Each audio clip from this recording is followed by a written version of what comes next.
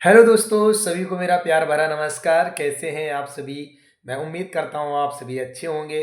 उत्तर प्रदेश से लगाकर उत्तराखंड के जितने भी हमारा ग्राम प्रहरी हैं, मेरा उनको दिल से प्रणाम नमस्कार। आप सभी स्वस्थ रहें, अच्छे रहें, यही हम कामना करते हैं। बसंत पंचमी की हार्दिक शुभकामनाएं। ये माता सरस्वती का डे होता है और माता सरस्वती को मानने वाले जितने भी लोग हैं, वो कहीं ना कहीं बहुत खुश होंगे और बहुत सारे लोग पूजा भी कर रहे होंगे। बहुत अच्छी बात है। चलिए अब बात कर लेते हैं मुद्दे की।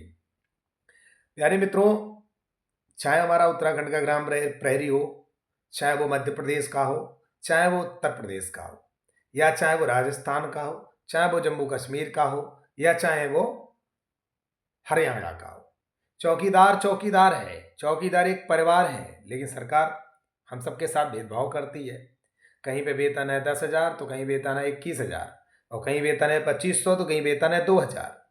उत्तराखंड में भी हालात इतने बेहाल हैं कि लोग परेशान हैं। 2,000 रुपये में गुजारा नहीं होता। कई बार चौकीदारों की मृत्यु हो जाती है, क्योंकि पहाड़ी क्षेत्र है, जानवरों के द्वारा उन्हें चीड़ फाड़ तक दिया जाता है, लेकिन फिर भी उन्हें ना मुआवजा मिलता है, कुछ नहीं मिलता है। एक जो गुलामी की जंजीरों से बंधा हुआ जो एक लाल कफन का टुकड़ा दिया जाता है, वही बांध कर ये अपना गुलामी कर रहे हैं।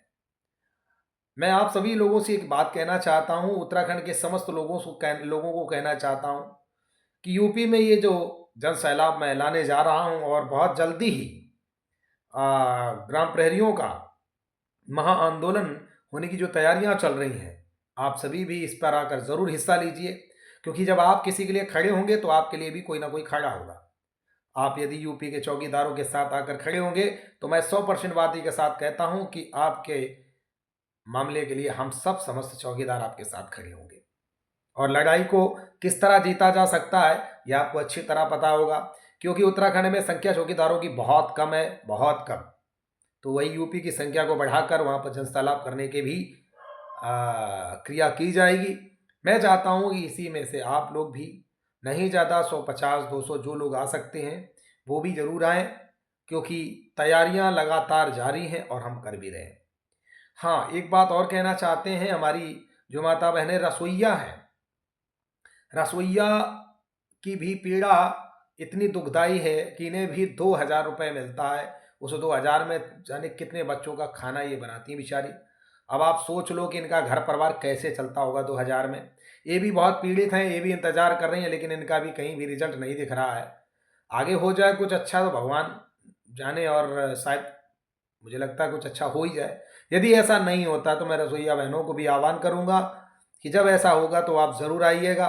मैं प्रयास करूंगा कि सभी के मुद्दे अपने लेटर पैड पर रखकर और सरकार के समकक्ष हम पेश करें, क्योंकि ये जो महा आंदोलन है, ये हमारा अकेले का नहीं है, ये समस्त हमारे कर्मचारियों का है। सबसे पहले चौकीदारों का है। चौकीदारों के साथ साथ यदि पीड़ित कोई हमारा कर्मचारी है तो उसकी भी समस्या का समाधान करने हेतु हम लेटर पैड में नाम जारी करेंगे और सरकार के समकक्ष पेश करेंगे।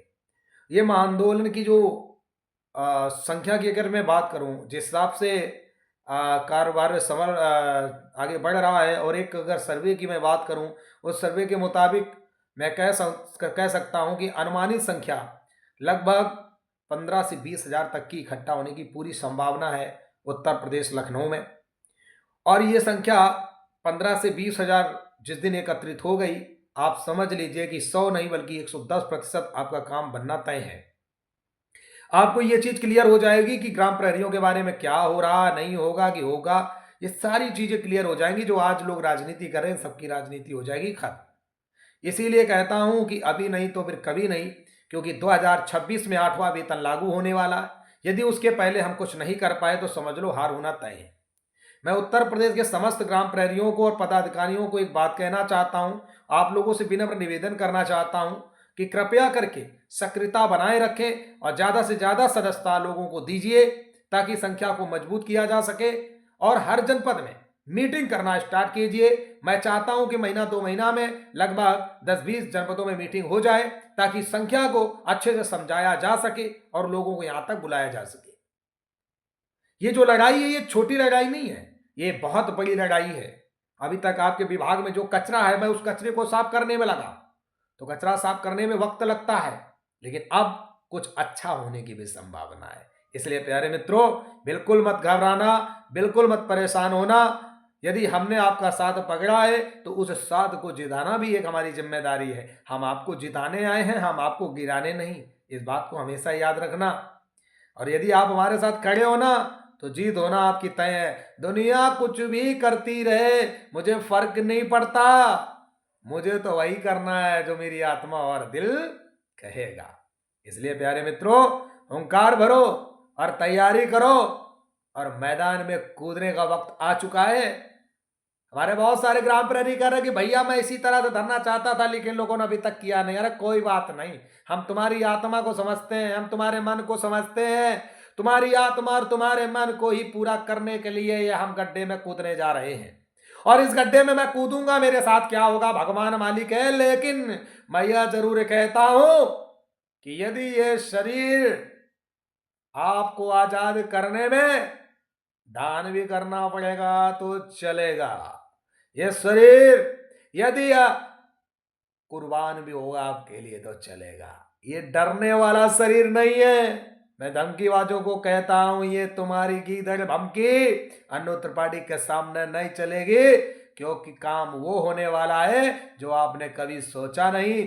उत्तर प्रदेश का चौकीदार जाग गया है, सारे लोगों की हरकतों को पहचान गया है, कौन कितना राजनीति कर रहा है ये पता चल चुका है।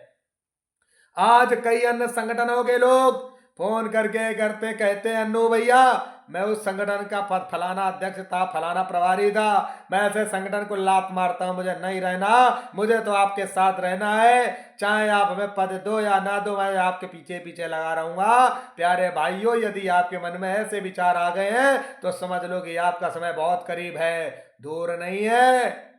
क्योंकि तुमने राष्ट्रीय चौकीदार सेवा समिति की यदि शरण ली है, तुम अगर साथ खड़े हो तो तुम्हारी हार नहीं होगी। राष्ट्रीय चौकीदार सेवा समिति जिंदाबाद जिंदाबाद जिंदाबाद, चौकीदार एकता जिंदाबाद जिंदाबाद जिंदाबाद।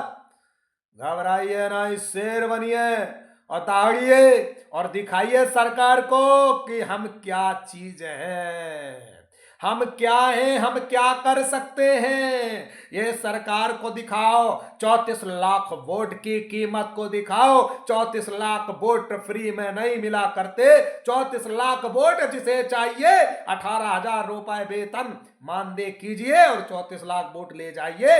अगर 34 लाख वोट नहीं चाहिए तो सारे 34 लाख वोट नोटा पे पड़ेंगे कि किसी भी सरकार ने हमारे ग्राम प्रहरियों का 70 सालों से 75 सालों से नहीं किया, इसलिए मैं किसी भी सरकार से संतुष्ट नहीं हूं। नमस्कार, जय हिंद, जय भारत।